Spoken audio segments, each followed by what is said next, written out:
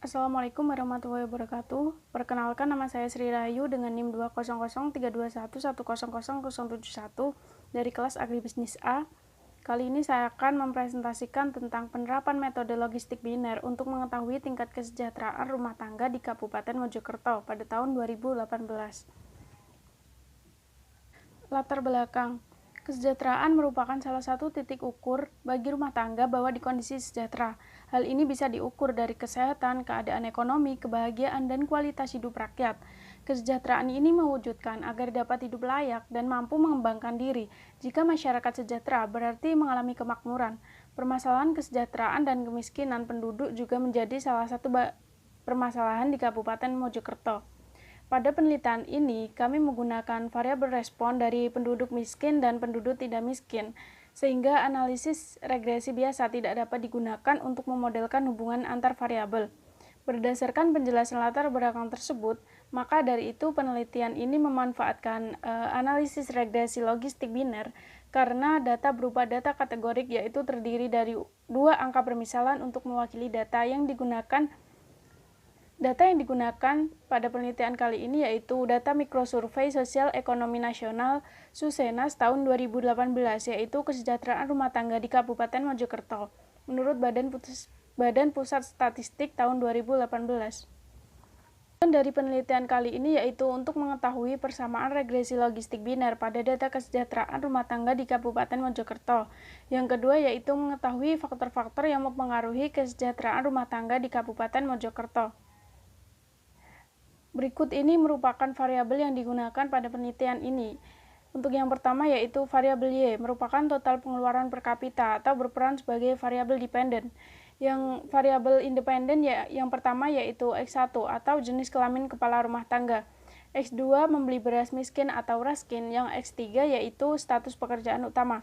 Dan variabel independen yang terakhir yaitu X4, memiliki BPJS Kesehatan, penerima bantuan iuran atau PBI. Berikut ini merupakan data yang sudah dilakukan pengkodean dari data asli. Untuk slide selanjutnya yaitu hipotesis-hipotesis yang terdapat dalam penelitian. Untuk penentuan hipotesis kali ini, saya mengelompokkan menjadi 3 bagian. Yang pertama yaitu hipotesis yang terdapat dalam pengujian goodness of fit. Dalam pengujian ini, kita akan mengetahui bahwa model yang kita gunakan dalam penelitian apakah telah sesuai dalam menjelaskan tingkat kesejahteraan rumah tangga di Kabupaten Mojokerto atau masih belum sesuai. Untuk hipotesis yang digunakan pada pengujian goodness of fit, yaitu yang pertama H0 yang menyatakan bahwa model fit dengan data. Untuk H1-nya sendiri yaitu menyatakan model tidak fit dengan data. Kemudian yang kedua yaitu hipotesis yang terdapat pada pengujian parameter secara simultan. Pengujian ini dilakukan untuk menguji secara simultan pengaruh variabel independen terhadap variabel dependen secara bersamaan dalam model dengan menghitung nilai uji statistik. Hipotesis yang digunakan yaitu untuk H0-nya sendiri menyatakan bahwa jenis kelamin, membeli beras miskin, status pekerjaan, dan memiliki BPJS Kesehatan tidak mempunyai pengaruh signifikan terhadap tingkat kesejahteraan rumah tangga di Kabupaten Mojokerto. Untuk H1-nya sendiri yaitu jenis kelamin, membeli beras miskin, status pekerjaan, dan memiliki BPJS berpengaruh signifikan terhadap tingkat kesejahteraan rumah tangga di Kabupaten Mojokerto. Dan hipotesis yang terakhir yaitu yang terdapat pada pengujian parameter secara parsial.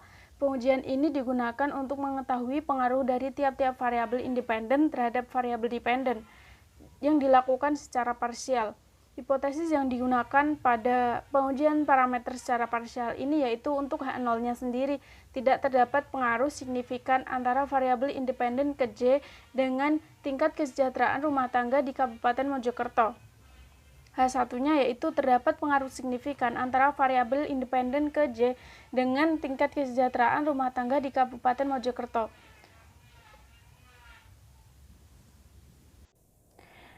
Baik, pada sesi kali ini saya akan mempraktekkan penggunaan SPSS untuk melakukan analisis regresi logistik.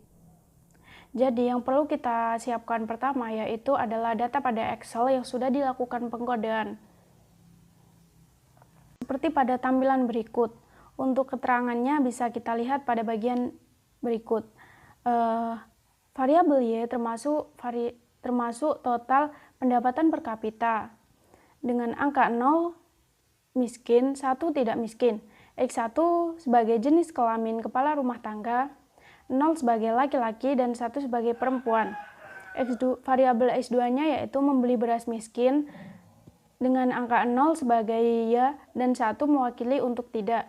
X3-nya yaitu status pekerjaan kepala rumah tangga dengan angka 0 yang mewakili usaha sendiri dan angka 1 yang mewakili bukan usaha sendiri.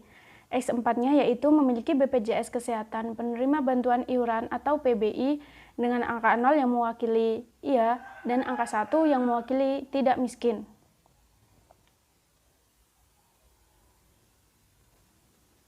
Itu kita kupas semua data yang ada di Excel, kemudian kita pindahkan ke SPSS.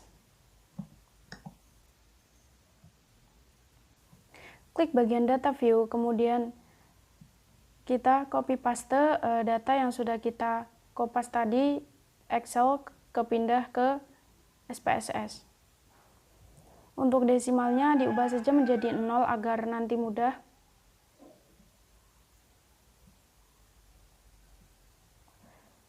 Setelah itu kita memberikan nama ke varian 1 yaitu sebagai nomor 2 sebagai variabel Y, nomor 3 sebagai X1, X2, X3, dan X4.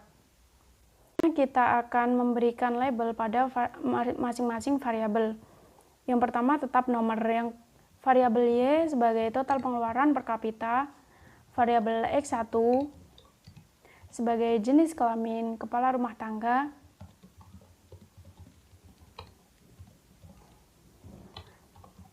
atau KRT, dan variabel X2 sebagai membeli beras miskin, variabel X3 sebagai status pekerjaan kepala rumah tangga, dan X4 sebagai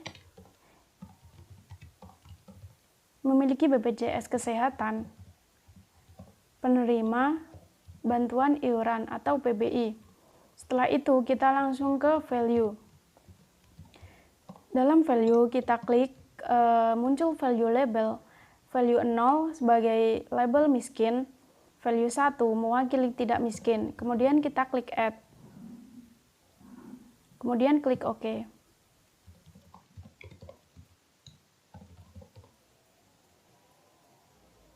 Setelah itu ke jenis kelamin.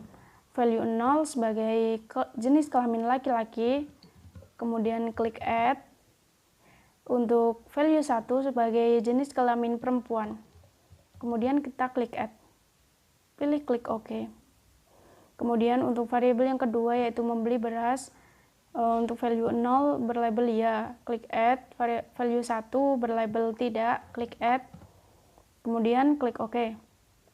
Untuk X3-nya yaitu value 0 bernilai usaha sendiri. Kemudian kita klik add. Untuk value 1 bukan usaha sendiri.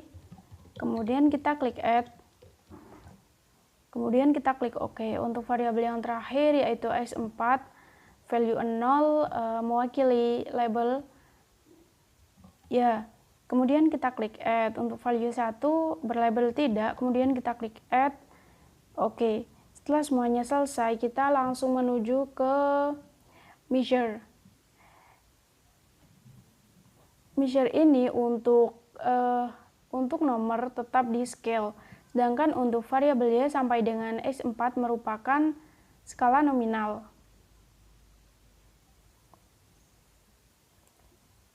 Setelah melakukan pengubahan terhadap variabel view, kita ke data view, kemudian kita klik analyze, pilih regression, pilih binary logistic. Kemudian setelah itu kita memindahkan yang termasuk variabel dependent yaitu total pengeluaran per kapita, jenis kelamin. Jenis kelamin ini termasuk variabel independen sampai dengan memiliki BPJS. Jadi kita tempatkan di bagian covariat. Selanjutnya di bagian method kita pilih enter, save. Kemudian kita centang di bagian probabilities dan group membership, kemudian klik continue. Setelah itu, kita pilih option. Di option ini kita melakukan centang kepada classification plot, Osmer-Lemieux goodness, Case-Wing leaching of residual, correlation of estimate, iteration history, CI for ASPB. Kemudian kita pilih continue. Setelah semuanya selesai, kita langsung klik OK untuk melihat hasil output analisis SPSS. Berikut ini merupakan hasil output analisis SPSS dari penelitian yang saya lakukan. Untuk interpretasinya di video berikut.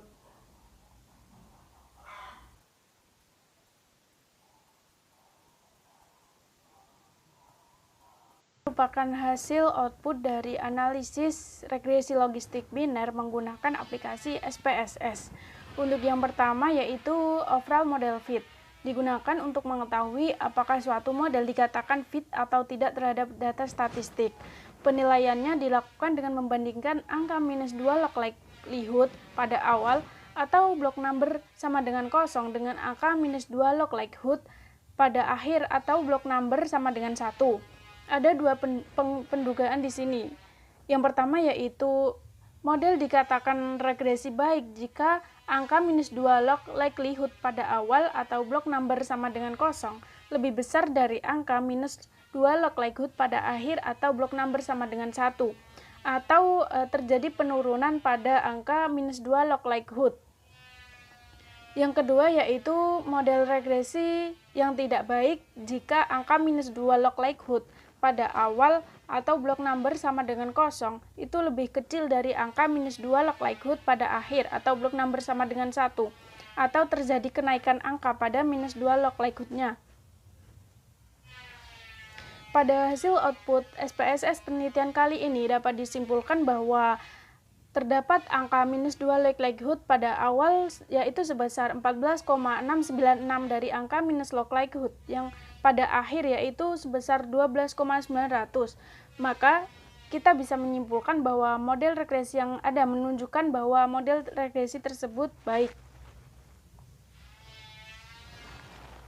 Untuk yang selanjutnya yaitu terdapat hasil output classification table. Jumlah sampel yang memiliki variabel dependent referensi atau kode 1 yaitu tidak miskin sebanyak 28. Sedangkan yang miskin yaitu sebanyak 2 orang, sehingga nilai overall percentage sebelum variabel independen dimasukkan ke dalam model yaitu sebesar 28/30 atau sama dengan 93,3%. Untuk yang selanjutnya yaitu terdapat variabel tahap beginning.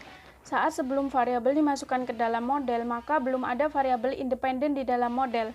Nilai slope atau koefisien beta dari konstanta adalah sebesar 2,639 dengan nilai odds ratio atau ESPB sebesar 14,000.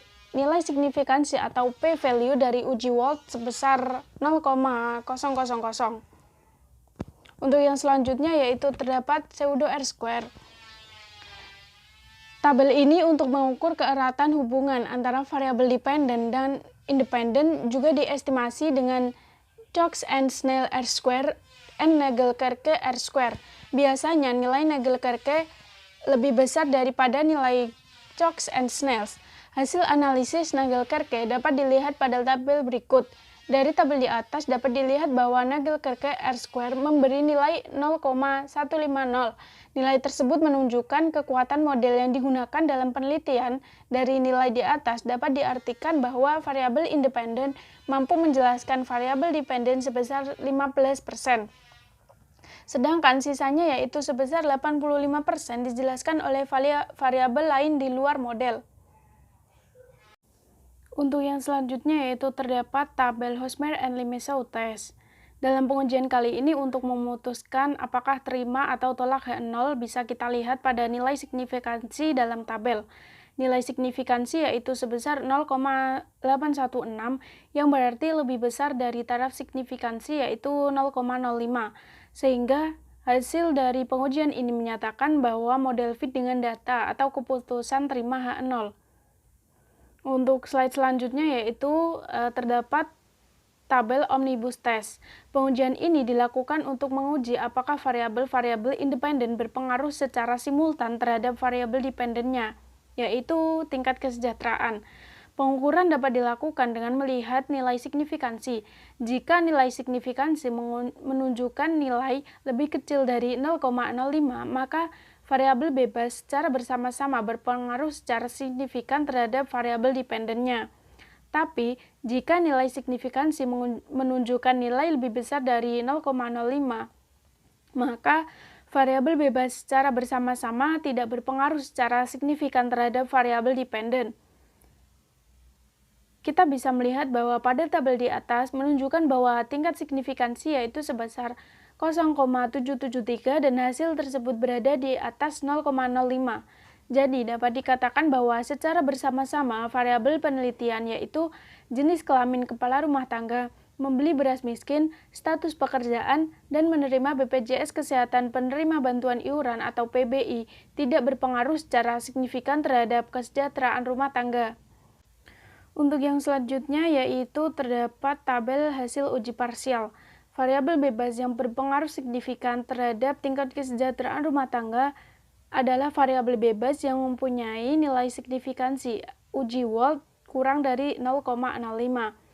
Berdasarkan tabel di atas, terlihat bahwa nilai signifikansi dari variabel status pekerjaan, memiliki BPJS Kesehatan, jenis kelamin kepala rumah tangga, dan membeli beras miskin atau semua variabel independen yang digunakan pada penelitian memiliki nilai signifikansi lebih besar dari tingkat signifikansi yaitu 0,05.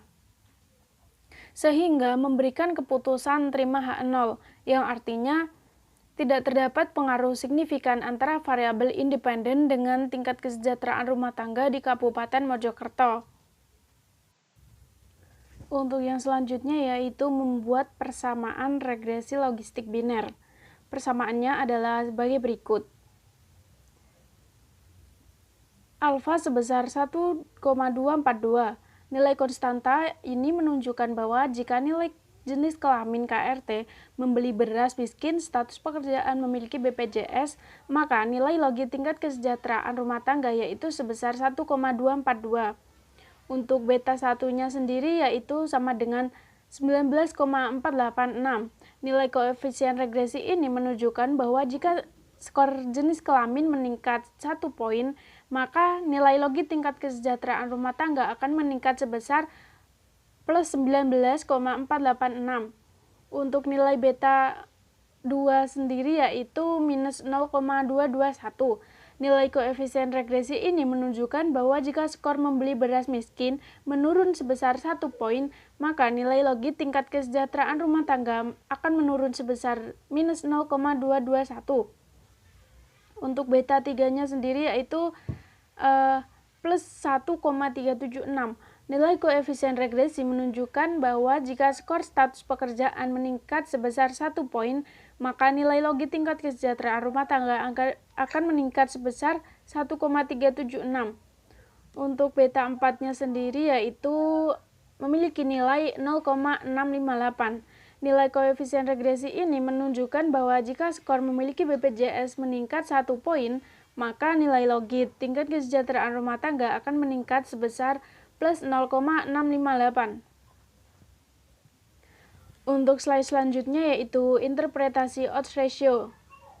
Pada tabel di atas diketahui bahwa variabel jenis kelamin kepala rumah tangga dengan OR 290,192,652,6, maka jenis kelamin KRT perempuan lebih berpengaruh terhadap tingkat kesejahteraan masyarakat di Kabupaten Mojokerto, yaitu sebanyak 290,192,652,6 kali lipat daripada jenis kelamin laki-laki. Didapatkan juga bahwa nilai B logaritma natural dari 290,192,652,6 yaitu sama dengan 19,486. Oleh karena itu, terdapat hubungan positif antara jenis kelamin KRT dan tingkat kesejahteraan rumah tangga. Untuk yang kedua yaitu variabel membeli beras miskin dengan OR 0,801. Maka dapat diputuskan bahwa keputusan iya dalam membeli beras miskin lebih berpengaruh terhadap tingkat kesejahteraan masyarakat di Kabupaten Mojokerto, yaitu sebanyak 0,801 kali lipat daripada masyarakat yang tidak membeli beras miskin. Nilai B logaritma natural dari 0,801 yaitu sama dengan minus 0,221. Oleh karena itu, terdapat hubungan negatif antara membeli beras miskin dan tingkat kesejahteraan rumah tangga. Yang ketiga yaitu variabel yang terdapat pada status pekerjaan yang memiliki nilai OR sebanyak 3,960. Maka status pekerjaan bukan usaha sendiri lebih berpengaruh terhadap tingkat kesejahteraan rumah tangga, yaitu sebanyak 3,960 kali lipat daripada status pekerjaan usaha sendiri. Nilai B logaritma natural dari 3,960 yaitu 1,376. Oleh karena itu, terdapat hubungan positif antara status pekerjaan dengan tingkat kesejahteraan rumah tangga. Untuk yang selanjutnya yaitu variabel memiliki BPJS Kesehatan yang memiliki nilai OR sebesar 1,932.